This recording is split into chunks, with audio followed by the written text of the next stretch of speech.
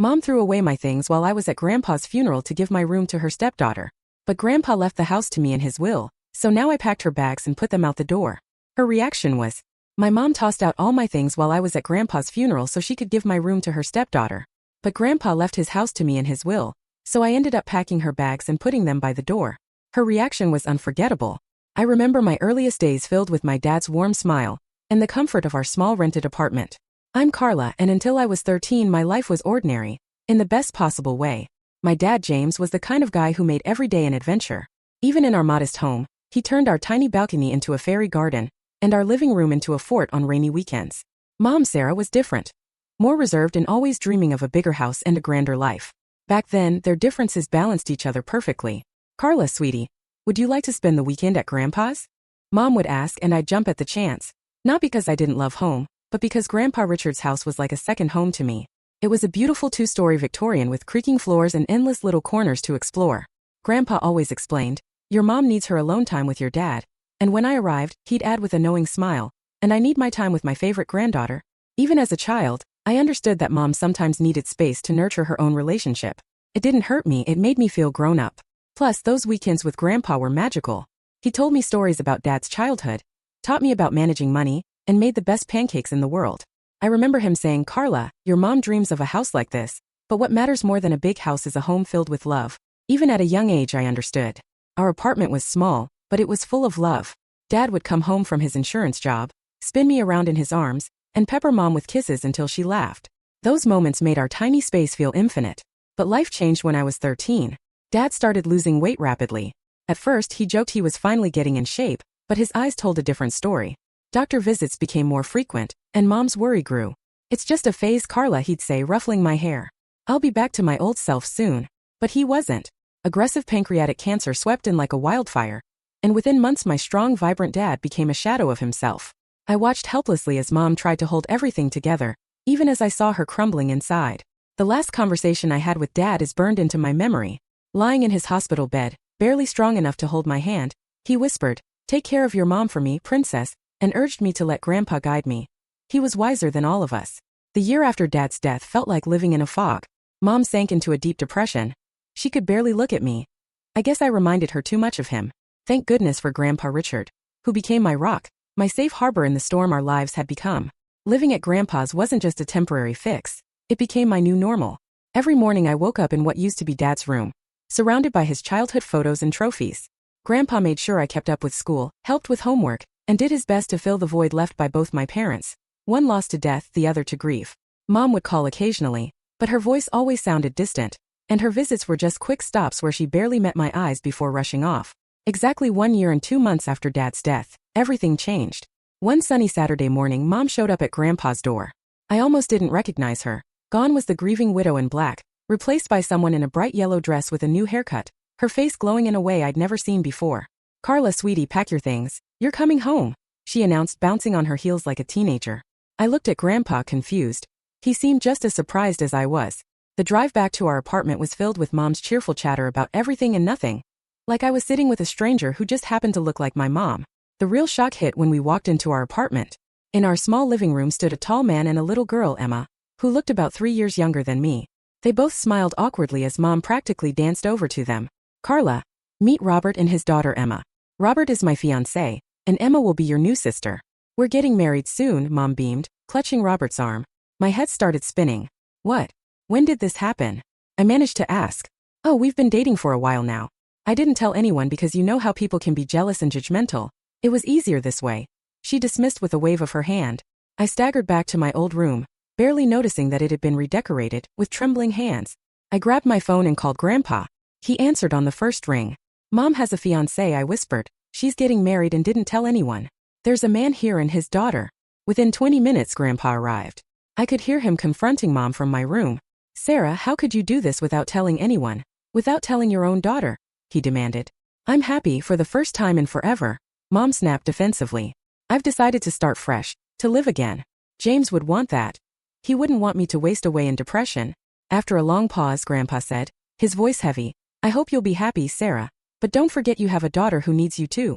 The 3 months leading up to the wedding felt like living in a twisted alternate reality. Our small apartment suddenly felt even more cramped with 4 people instead of 2. But the worst part was watching Emma, my soon-to-be stepsister, win Mom's every favor. Whenever Emma asked, "Mom, can you help me with my hair?" Mom would drop everything to assist her.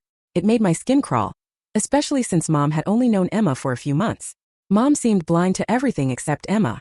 When Emma mentioned she loved ballet, Mom immediately signed her up for private lessons, a chance I begged for years but was always told we couldn't afford.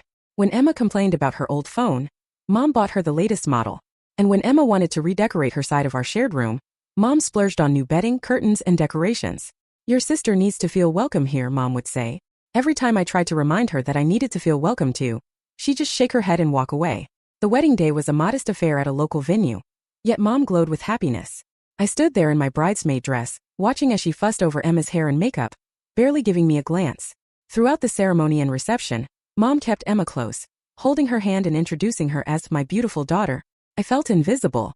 Grandpa even gave them a $5,000 check as a wedding gift, a generous amount by any standard. But I overheard Mom cornering him by the restrooms. "Really, Dad? A check?" she hissed, her face flushed with champagne and anger. "I was counting on you giving us your house. We're a proper family now, we need the space. That apartment is too small for 4 people. Grandpa remained calm, though I could see the disappointment in his eyes. "Sarah, you're rushing everything, the sudden engagement, now this. The house isn't just property to be handed over on a whim, especially when it's where Carla spends half her time." "Oh, so that's it. You're playing favorites now?" Mom retorted. "No, I'm being practical, and maybe you should be too," she insisted. I slipped away before they could notice me, but their conversation haunted me. My mom had changed so much that I barely recognized her anymore. She had built a new perfect family in her mind, with Emma as the star and Robert as the ideal husband, leaving almost no room for me. 4 years later, as I was about to graduate high school, I had learned to avoid conflict in that cramped apartment. I became quiet, taking up as little space as possible, and spent most of my time in my room or at Grandpa's. One evening during our weekly family dinner, another charade of a happy family, I decided to share my future plans. "I've been accepted to State University," I announced, trying to keep my voice steady. "I want to study finance and business management." The silence that followed was deafening. Mom put down her fork, exchanged a look with Robert, and cleared her throat. "Actually, Carla, I think it'd be better if you started working after graduation. College isn't necessary for everyone." I stared at her, bewildered. "What are you talking about?" "Dad set up a college fund for me before he died. He always wanted me to get a higher education." Mom shifted uncomfortably. "About that fund, Robert and I have been talking. We think it's better to save that money for Emma's education. She's incredibly talented, top of her class. She'll need a good college education to reach her full potential." Robert nodded, adding, "Emma has shown remarkable aptitude. It's the right thing to do. Carla, you could work for a few years, save up, and then go to college if you still want to," they insisted. I felt like I'd been punched in the stomach. The college fund was the last gift Dad had arranged for me, and now they wanted to take it away too. "That money is mine," I said, my voice shaking with anger. "Dad left it specifically for my education. You can't just give it to Emma." "Don't be selfish, Carla," Mom replied, tears in her eyes. "Emma is your sister." I stood up so fast that my chair flew backward, and I yelled, "That money is all I have left from Dad. You've given her everything, my room, your attention, your love, but you can't have this. I won't let you take it." Mom burst into tears, yet I could see her crying was more about control than grief. "After all we'd done for you," she kept saying, "Emma needs, Emma needs." But what about what I need? What about what Dad wanted for me? The fight ended with Mom breaking down in tears, accusing me of selfishness. After that night, the apartment turned icy. No one spoke to me unless absolutely necessary. Emma smirked every time she passed me in the hallway, and even Robert wouldn't make eye contact. When graduation day arrived, I wasn't surprised to see only Grandpa in the audience.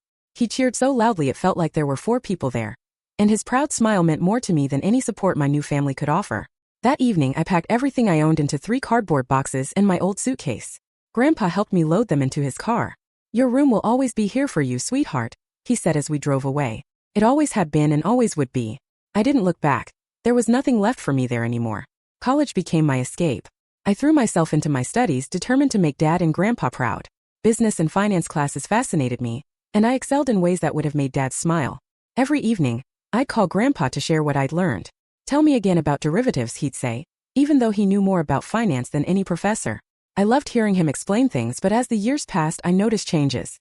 His voice grew tired, and his once sharp wit sometimes faded. On visits home, I'd catch him wince when he stood or rub his chest when he thought I wasn't watching. "It's just age catching up with me," he'd say whenever I asked about his health.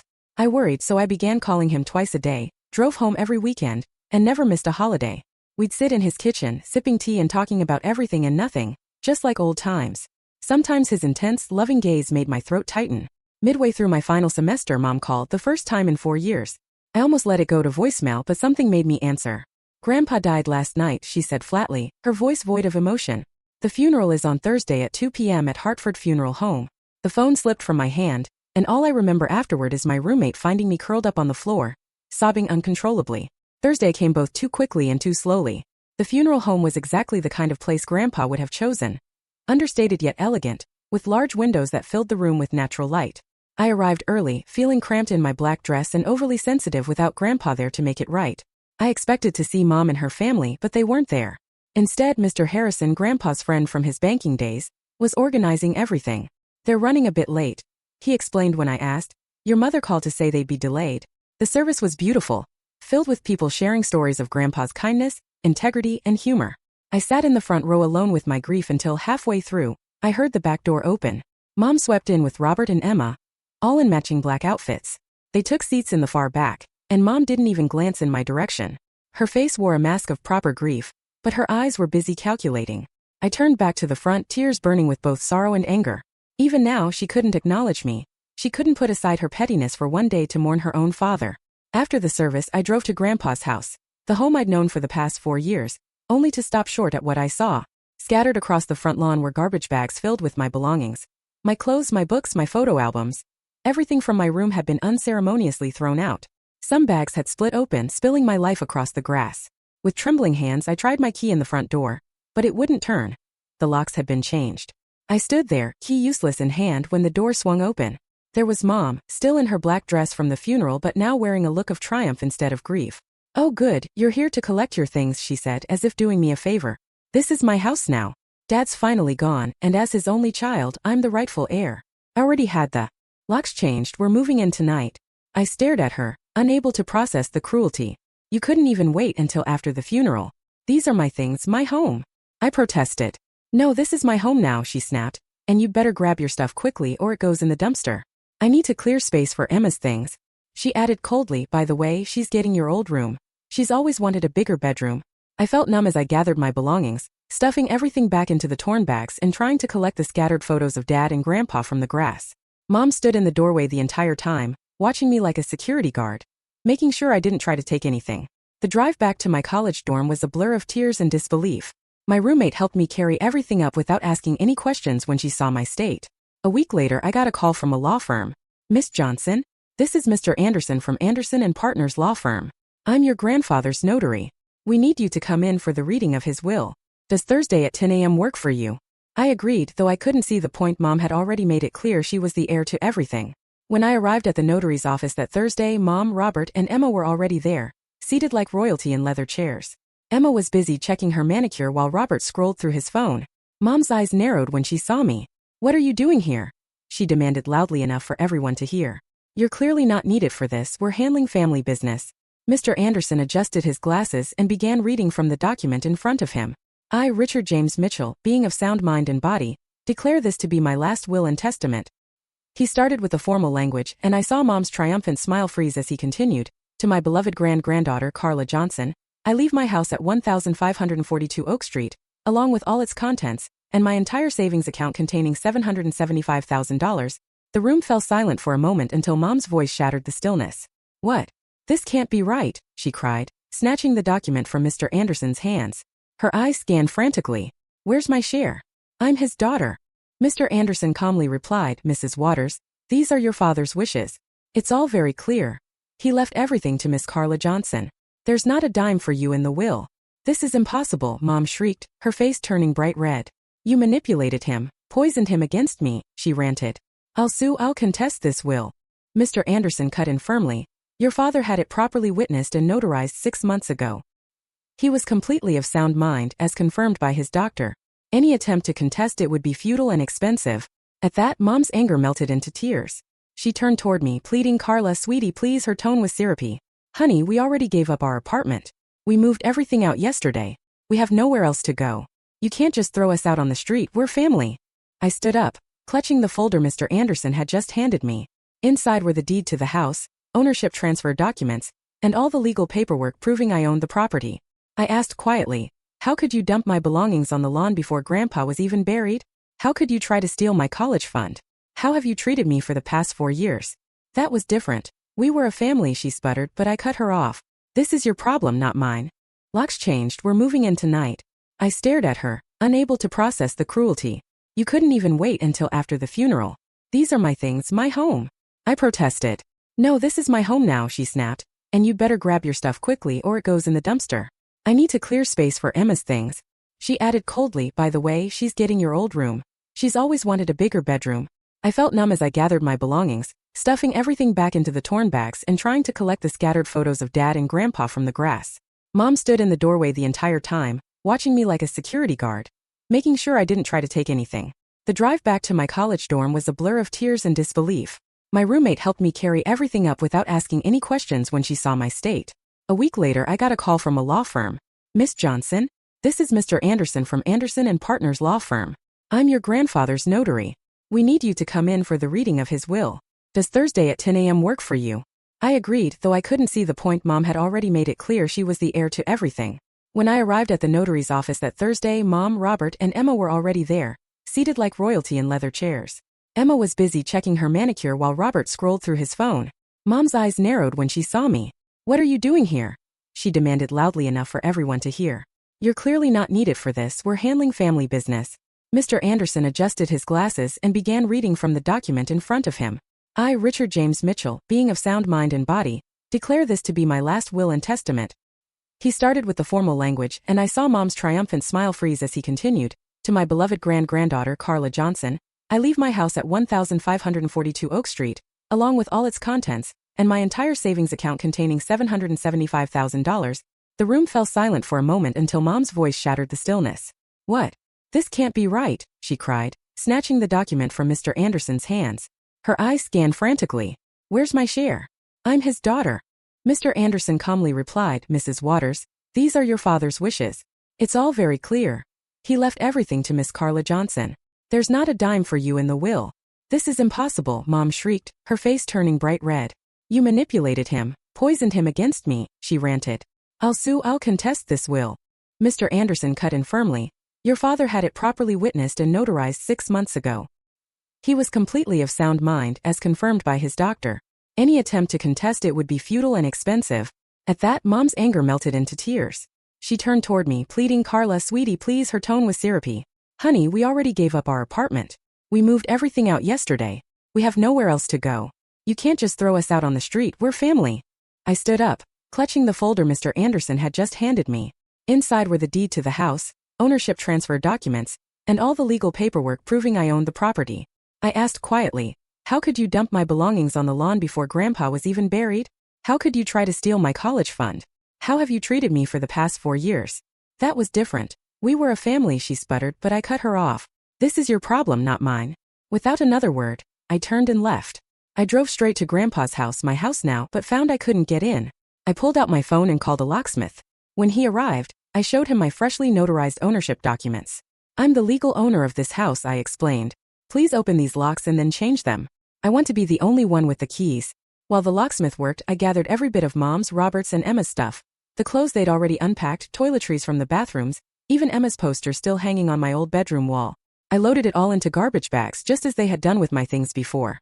When the locksmith finished and handed me the new keys, I dragged all their bags onto the front porch and arranged them neatly. The irony wasn't lost on me. Their belongings now occupied the space that had been mine just days earlier. As the sun began to set, I heard the familiar sound of Mom's car pulling into the driveway. I watched from the living room window, near Grandpa's favorite spot for reading his morning paper, as the scene unfolded exactly as I had expected. What is this? Mom shrieked through the closed windows. All our things, everything is outside. I opened the door but stood firm in the doorway as they approached. Mom's face was red with fury, Robert looked as if he had swallowed something bitter, and Emma was already crying over dramatic tears. How dare you? Mom stormed up the porch steps. We live here now, you can't do this to us. Actually, I can, I replied coolly.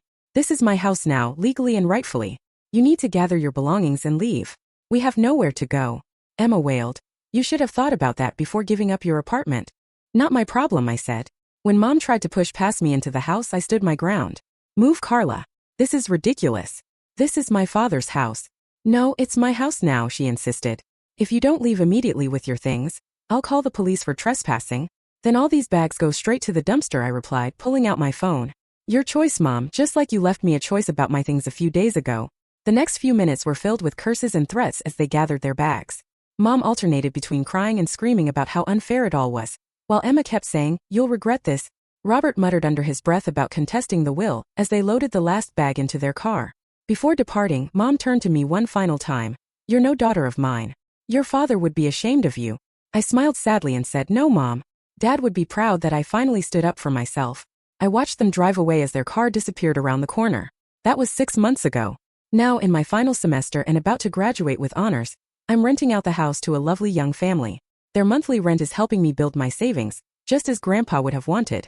On the first night after everyone left, I found his letter in the study safe. It read, "My dearest Carla, if you're reading this, it means you've already dealt with your mother's reaction to my will. I'm sorry you had to go through that, but I knew Sarah all too well. I knew what she would try to do. You have your father's integrity and my business sense. Use them both wisely. The house is yours to do with as you please. Just promise me you'll keep the family photos in the attic. Some memories, even painful ones, are worth keeping." I kept that promise along with all the others I made to both him and Dad. Now I'm focusing on my future, letting go of the past while keeping its lessons. Sometimes, family isn't about who you're born to. It's about who believes in you, who protects you, and who helps you grow. Mom, Robert, and Emma still live somewhere in the city. I hear they eventually found a new apartment. They've tried to contact me a few times, usually when they need something, but I don't respond. Some chapters of our lives are better left closed.